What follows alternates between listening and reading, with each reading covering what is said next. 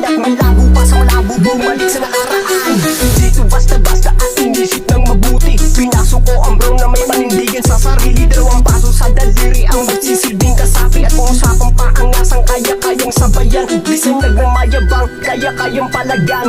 Mucho respeto, pero hindi estilo na nagbula sa baryong tubong Calle 8. Down to ground, mananatiling respetado. Ang unang aklat na binuksan sa kahon. Handa nang makipagsabayan sa pagkakataon na kung sino mga harang lalaglag sa balon. Sa lalim hindi masukat sa pagkakabaon. Mula pa lang 2007 nakinig lang sa tunog. Maraming magagaling, mas marami ang hambong. Calle 8 Urban Pure ang magpapakalabong. Huwag na huwag mong susubukin, iiwanan kang durog. Bawal dito ang mahina, lahat dito may bitaw. Matagal sa kapatagan, malabo ng maligaw. Ginigibo sinasabi dahil puro lang hangaw. Alawiyaw ang lugar, Calle 8 ang sigaw.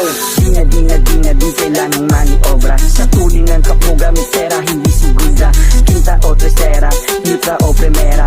Diyos hindi mabibili sa gilid ng kalsada.